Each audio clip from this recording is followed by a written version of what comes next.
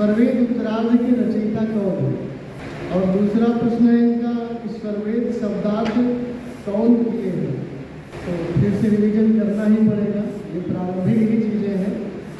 चलिए इसी रिवीजन के ही क्रम में हम ये भी जान लेंगे। पहला प्रश्न है आपका, स्वरवेद उत्तरार्ध के रचयिता कौन है? दूसरा है स्वरवेद शब्दार्थ कौन किए हैं? यही ना?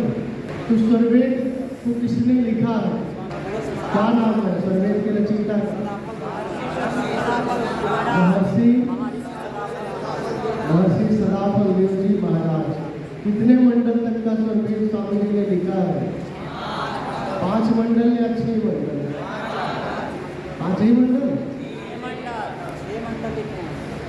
स्वरवेद के रचयिता जब आप कह रहे हैं तो उसमें पूर्वार्ध और उत्तरार्ध हमने नहीं पूछा। हमने पूछा कि स्वरवेद के रचयिता, मतलब सिर्फ 5 मंडल स्वरवेद नहीं है, पूरा स्वरवेद क्या है? 6 मंडल को मिलाकर उत्तरार्ध को मिला करके भी है। तो स्वरवेद उत्तरार्ध के भी रचयिता कौन हुए? महर्षि सदाफलदेव जी महाराज। और स्वरवेद के भाष्यकर्ता कौन है? स्वरवेद का भाष्य किन्होंने किया?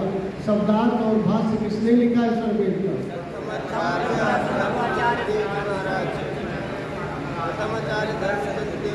जोर से बोलिए, प्रथम परंपरा सदगुरु आचार्य धर्मचंद्र जी महाराज। प्रथम परंपरा सदगुरु आचार्य श्री धर्मचंद्र जी महाराज स्वरवेद भाष्य करता। तो पूरे स्वरवेद का भाष्य प्रथम परंपरा सदगुरु ने किया था कि कुछ मंडलों का ही किया था? उत्तरार्ध का वर्तमान सदगुरुदेव स्वतंत्र जी महाराज किया। उत्तरार्ध छोड़कर उत्तरार्ध का स्वतंत्र जो प्रथम परंपरा सदगुरु आचार्य श्री धर्मचंद्र जी महाराज हैं, उन्होंने 5 मंडल तक भाष्य किया था। स्वरवेद के 5 मंडल का भाष्य प्रथम परंपरा सदगुरु आचार्य श्री धर्मचंद्र जी महाराज ने किया था। लेकिन जो उत्तरार्ध है उसका भाष्य कौन किए थे? परंपरा सदगुरु। उसका भाष्य वर्तमान सदगुरु आचार्य श्री स्वतंत्र देव जी महाराज किए हैं। ठीक है, तो इस तरह से आपके दोनों जिज्ञासाओं का समाधान हो गया। स्वरवेद उत्तरार्ध के रचयिता महर्षि सदाफलदेव जी महाराज जी हैं, पूरे 5 मंडल के और उत्तरार्ध के थे। और भाष्य में थोड़ा सा अंतर है। प्रथम परंपरा सदगुरुदेव ने भाष्य किया था 5 मंडल तक, और 6ठे मंडल का भाष्य वर्तमान सदगुरुदेव आचार्य श्री स्वतंत्र देव जी महाराज ने किया था। ठीक है, अच्छा। स्वरवेद का क्या अर्थ है? ये बाद में लिखा गया था ना, ये 5 मंडल के बाद में, तो बाद में लिखा 5 मंडल के बाद लिखा हुआ है, अलग अलग स्थानों पर लिखा गया है। कहाँ पे? चलिए, आपने जिज्ञासा किया है तो उसका भी समाधान होना चाहिए। साथ में ही देख लेते स्वरवेद लाए हम लोग। देखिए, अलग अलग स्थानों पर स्वामी जी ने उत्तरार्ध को लिखा है। तृतीय अध्याय में देखिए 6ठे मंडल के लिखा हुआ है, इति स्वरवेद उत्तरार्ध 6ठ मंडल तृतीय अध्याय योग शिखा भाष्य समाप्त। और उसके नीचे लिखा है श्री कबीर मठ नर्मदा तक गुजरात में यह योग शिखा ग्रंथ लिखा गया। संवत 2001 विक्रमी चैत्र कृष्ण त्रयोदशी सदाफलाद 57 सोमवार को यह ग्रंथ पूर्ण हुआ। दया तीसरे अध्याय में। ठीक है, नर्मदा तक गुजरात में कबीर मठ गए कोई? कौन लोग गए? कबीर मठ गए जी, धन्यवाद। तो कबीर मठ में आपने देखा होगा एक ऐसा वट का वृक्ष है जहाँ पता नहीं चलता कि मूल वृक्ष कौन सा था। ठीक है, एक वृक्ष से दूसरा वृक्ष जुड़ा हुआ है, एक वृक्ष से दूसरा वृक्ष जुड़ा हुआ है। उसी कहानी में अभी बताऊंगा इसी तरह, लेकिन अभी जो स्वरवेद का सिलसिला चल रहा है, चल रहा है, उसी में आगे है। तो ये आपने देखा, फिर इसके आगे आइए। इति स्वरवेद उत्तरार्ध 6ठ मंडल 4th अध्याय सदगुरु जीवन भाष्य समाप्त। क्षिप्रा तक बाद में महाकुंभ अवंतीपुरी चैत्र शुक्ल 10वीं रविवार संवत 2002 विक्रमी को यह सदगुरु ग्रंथ पूर्ण हुआ। कहाँ पर पूर्ण हुआ? क्षिप्रा तट पर, अवंतिकापुर। ठीक है, उज्जैन के पास जो स्वामी जी ने इस ग्रंथ को लिखा था, अवंतिका उज्जैन नगरी को ही कहते हैं। उज्जैन कहाँ पे है? मध्य प्रदेश में है ना। वहाँ भी महाकुंभ लगता है 12 साल बाद। 4 जगहों पर महाकुंभ लगता है। कहाँ कहाँ लगता है? सबसे पहले तो प्रयागराज में लगता है। फिर कहाँ लगता है? हरिद्वार।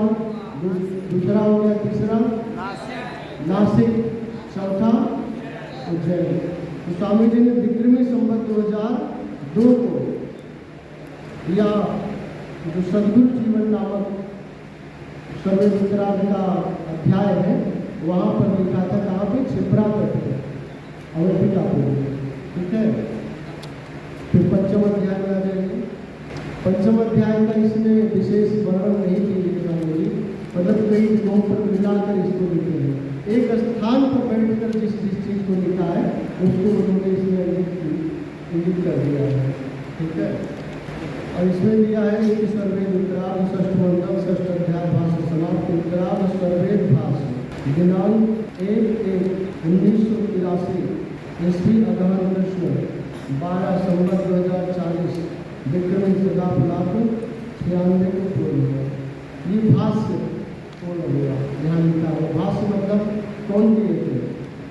उत्तरार्ध का भाष्य वर्तमान सदगुरु। और ये भाष्य कब किए थे वर्तमान सदगुरु? 1/1/1983 मतलब 1 जनवरी 1983 में सर्वे उत्तरार्ध का भाष्य वर्तमान सदगुरु ने पूर्ण किया था। वो इसमें लिखा है। तो जब आप पढ़ेंगे पूरा आगे पीछे तो आपको आपके प्रश्नों का समाधान ग्रंथ से ही मिल जाता है, इसमें कोई संदेह नहीं है। तो इस तरह से हम लोगों ने देखा कि सर्वे जो 5 मंडल तक है वह एक स्थान पर बैठ करके स्वामी जी ने लिखा था। और वह स्थान कौन सा है? हिमालय शुद्ध शिखर। और सर्वे उत्तरार्ध जो है वह एक स्थान पर लिखा गया, अनेक स्थान पे, अलग अलग स्थान पे। इसलिए स्वामी जी ने अलग अलग अध्याय का अलग अलग स्थानों के रूप में वर्णन किया है कि यहाँ अध्याय यहाँ लिखा गया, अमुक अध्याय वहाँ लिखा गया। इस तरह से उत्तरार्ध को एक करके दोनों को साथ में प्रकाशित कराया है। ठीक है। इसलिए सर्वे उत्तरार्ध भाष्य सहित ये ग्रंथ आप पूरा देख रहे हैं। तो अब निश्चित हो गया कि ग्रंथ के रचयिता पूरे ग्रंथ के उत्तरार्ध सहित कौन है? महर्षि सदाफल जी महाराज। और भाष्यकर्ता प्रथम परंपरा सद्गुरुआचार्य श्री धनचंद्र जी महाराज 5 मंडल का। और छठे मंडल का यानी उत्तरार्ध का भाष्य किए वर्तमान सद्गुरु आचार्य श्री स्वतंत्र जी महाराज। ठीक है। तो स्वरवेद का अर्थ क्या है? स्व और वेद। स्व का क्या अर्थ हुआ? आत्मा। और दूसरा अर्थ क्या हुआ? परमात्मा। वेद का क्या अर्थ हुआ? जो आत्मा और परमात्मा का ज्ञान होता है या जिसके द्वारा आत्मा और परमात्मा का ज्ञान हो या जिस ग्रंथ में आत्मा और परमात्मा का ही संपूर्ण ज्ञान वर्णित हो वह क्या है? सर्वेद। उसी को सर्वेद कहते हैं। तो सर्वेद का अर्थ समझिए। सर्वेद में आत्मा और परमात्मा का ही ज्ञान वर्णित किया गया है। अब सर्वेद मैंने प्रथम दिन भी कहा था कि जब भी कोई ग्रंथ पढ़िए तो ग्रंथ का सबसे पहले शीर्षक क्या है वह देखिए, उसको थोड़ा सा चिंतन करिए और उसके बाद क्या करिए? उसके बाद उस ग्रंथ की भूमिका पढ़ेंगे तो आपको बहुत सारी चीजें उसमें समझ में आ जाएंगी। तो सर्वेद की भूमिका खोलेंगे जो सर्वेद रखे हैं अपने पास। स्वामी जी ने लिखा है सर्वेद की भूमिका। मैंने उत्तराखंड हिमालय में शून्य शिखर आश्रम पर अपनी कंदरा में इस सर्वेद को लिखा। तो सबसे पहले इसमें वर्णित किया है स्वामी जी ने सर्वेद कहाँ लिखा गया। कहाँ लिखा गया? शून्य शिखर आश्रम पर, हिमालय शून्य शिखर आश्रम पर अपनी कंदरा में। वह कंदरा जहाँ आज भी जा पाना साधारण मनुष्य के लिए दुर्लभ है, सहज नहीं है। आज भी 7 किलोमीटर तक पैदल चलना पड़ता है। ऐसी कंदरा, शून्य शिखर की कंदरा योगी कर वहाँ भाग। और क्या है? सर्वस सिद्धि प्रदायिनी होवे पूर्ण। ऐसी कंदरा जहाँ आपकी मनोकामनाएं पूरी हो जाए, जहाँ सदैव योगी लोग निमग्न रहते हैं योग साधना में तल्लीन रहते हैं, ऐसी कंदरा हिमालय की गोद में ही बहुत सारे साधु महात्मा संत जाकर योग साधना इत्यादि सदैव किया करते हैं। इसीलिए उसको स्वामी जी ने कहा कि योगी ने करे हाँ योगियों का धाम है जहाँ सदैव योगी निवास करते हैं। ठीक है, तो स्वामी जी ने लिखा कि उत्तराखंड हिमालय में शून्य शिखर आश्रम पर अपनी कंदरा में इस सर्वेद को लिखा। उसके बाद क्या लिखे हैं? ऐसे सदग्रंथ में ज्ञान की 4 धाराएं होती है। जो ग्रंथ स्वामी जी ने लिखा है उसमें ज्ञान की कितनी धारा है? 4 धारा। कौन कौन सी धारा है? अज गुरु सुकृत देव का मूल बीज भेद ज्ञान, इसको लिख लीजिएगा आप लोग। स्वरवेद में ज्ञान की 4 धाराएं हैं। पहली धारा नंबर 1 डाल लीजिए, अज गुरु सुकृत देव का मूल बीज भेद ज्ञान। ज्ञान की 4 धारा जो स्वरवेद में प्रवाहित हो रही है। स्वरवेद में यही 4 धाराएं मूल रूप से प्रवाहित हो रही है, या यूं कह लीजिए कि स्वरवेद इन्हीं धाराओं के आधार पर, इसी ज्ञान के आधार पर रचित किया गया है, सृजित किया गया है महर्षि सदानंद योगी महाराज के द्वारा। तो पहला कौन सा है? पहली धारा है अज गुरु सुकृत देव का मूल बीज भेद ज्ञान। मतलब जो उनके नित्यनाथ सदगुरु हैं, महर्षि सदानंद जी महाराज के गुरु कौन है? नित्यनाथ सदगुरु।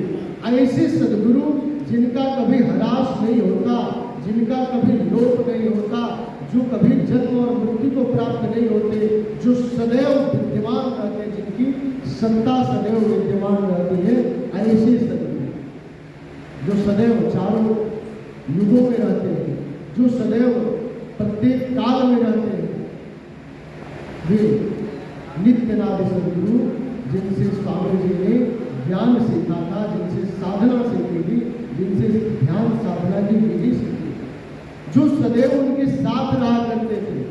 स्वामी जी ने कहा ना, बालापन अभ्यास में मम सिर अंगुल तब महिमा जाना नहीं अन्य कवल साथ। और आगे भी कहा कि सूर्य शिखर जन के साथा स्वर वेद आभा तब नाथा। सूर्य शिखर का जन के साथा किसके लिए कहा? नित्यनाथ सदगुरु के लिए ही कहा। सूर्य शिखर में जब स्वामी जी सर्वेद लिख रहे थे तो सदैव नित्यनाथ सदगुरु उनके साथ रहते थे। उसी को स्वामी जी ने संकट मोचन में लिखा है कि सूर्य शिखर रह जन के साथा और स्वर वेद आभा तब नाथा। ये स्वर वेद जो मैंने लिखा है गुरुदेव, वह आपकी आभा है। आभा मतलब प्रकाश। आपने ही जो प्रकाश दिया था वही प्रकाश इस स्वरवेद में प्रकाशित है। मेरा कुछ नहीं है, सब आपका दिया हुआ प्रकाश है, इस स्वरवेद में प्रकाशित हो रहा है। वही कहा स्वरवेद आभा तब। तो अज गुरु सुकृत देव का मूल बीज भेद ज्ञान, ये बात है कि नित्यनाथ सदगुरुदेव ने जो ज्ञान उनको दिया था, जो उपदेश उनको दिया था, उस ज्ञान को स्वामी जी ने स्वरवेद नामक ग्रंथ में विरोध किया है सदैव। इसके बाद दूसरा जो प्रकाश है, दूसरी जो धारा है वो क्या है? 2 चेतन मणियों का संयोगिक ज्ञान। पहली धारा हो गई अज गुरु सुकृत देव का मूल बीज भेद ज्ञान, और दूसरी धारा हो गई 2 चेतन मणियों का संयोगिक ज्ञान। अब 2 चेतन मणि कौन है? कौन है वाला? आत्मा और परमात्मा। आत्मा भी चेतन है और परमात्मा भी चेतन है। और 2 चेतन मणियों का संयोगिक ज्ञान। संयोग मतलब क्या होता है? मिलना होता है। एक साथ जब हम लोग मिलते हैं तो कहते हैं संयोग है। ठीक है, तो एक साथ मिल गए कौन कौन? आत्मा और परमात्मा। और मिलेंगे कैसे? साधना के द्वारा, योग साधना के द्वारा। योग साधना करके दो चेतन मणियाँ आपस में मिलती हैं समाधि की अवस्था में। ठीक है, स्वामी जी ने योग को परिभाषित तो इसी तरह किया है ना कि परम पुरुष अनु आत्मा संधि निरंतर योग जड़ माया व्यापे नहीं कभी न होए योग। परम पुरुष मतलब वह ईश्वर, सर्वाधार ईश्वर और आत्मा जो आत्मा है, संधि निरंतर योग, दोनों का निरंतर योग, दोनों का निरंतर मेल, दोनों का निरंतर मिलना ही क्या है? योग। जड़ माया व्यापे नहीं, वहाँ जड़ माया व्याप्ति नहीं है। जड़ माया की बात हम लोग कर रहे थे ना, माया की बात तो किए थे ना। माया क्या है? फसावनहार है, माया फंसाती है। और सदगुरु क्या है? सदगुरु छुड़ावनहार है और माया फसावनहार है। तो वही स्वामी जी ने कहा कि जड़ माया व्यापे नहीं। जब योग हो जाता है दो चेतन मणियों का, मतलब आत्मा और परमात्मा का, तो वहाँ माया व्याप्त नहीं होती, वहाँ माया आपको परेशान नहीं करती है, किसी साधक को परेशान नहीं करती है। तो वही कहा कि सर्वेद में दूसरी जो ज्ञान की धारा है वह दो चेतन मणियों का संयोगिक ज्ञान है। मतलब साधना करके आत्मा और परमात्मा जब आपस में मिल गए, स्वामी जी ने जब परमात्मा साक्षात्कार कर लिया, आत्म साक्षात्कार किया, उसके बाद परमात्मा साक्षात्कार किया, दो चेतना जब आत्मा और परमात्मा मिल गए, तब जो ज्ञान उनको हुआ, जो अनुभूतियाँ उनको हुई, उसी को स्वरवेद में विनियोजित कर दिया, उसी को स्वरवेद में लिपिबद्ध कर दिया, लिख दिया। तो वही कहा ज्ञान की दूसरी धारा जो है वो क्या है? दो चेतन मणियों का संयोगिक ज्ञान। तीसरा क्या लिखा? तीसरा विवेक ज्ञान। जो विवेक हो, योग समाधि लगाने के बाद, योग समाधि लगाने के बाद जो विवेक हुआ, सत्यासत्य का ज्ञान हुआ, यह सत्य है, यह असत्य है, यह सही है, यह गलत है। एक विवेकज बुद्धि जो निकम्भरा प्रज्ञा है, जो सत्य प्रज्ञा है, इसका मतलब सत्य भी होता है, जो सत्य पर आधारित प्रज्ञा है, वह प्रज्ञा जब जागृत होगी उसे हम कहते हैं योग की भाषा में निकम्भरा प्रज्ञा या विवेकज ज्ञान। तो स्वामी जी को जो विवेकज ज्ञान हुआ, योग समाधि लगाने के पश्चात जो अनुभूतियाँ हुई उनके विवेक के द्वारा, उसको क्या किया? स्वरवेद में लिपिबद्ध कर दिया। वो भी ज्ञान स्वामी जी का स्वरवेद में है। और चौथा कौन सा है? चौथी धारा कौन से है? श्रुति ज्ञान। पहले दिन में हम लोग चर्चा की थी, श्रुति मतलब क्या होता है? वेद होता है। वेद, श्रुति मतलब पहले वेद था या श्रुति थी? पहले कौन है? नाम से अगर देखें तो पहले श्रुति थी, उसके बाद वेद पढ़ा, लेकिन दोनों एक दूसरे के पर्यायवाची नाम नहीं है। आप श्रुति कह लीजिए या आप वेद कह लीजिए, वो भी जो है अलग अलग पर्यायवाची नाम है।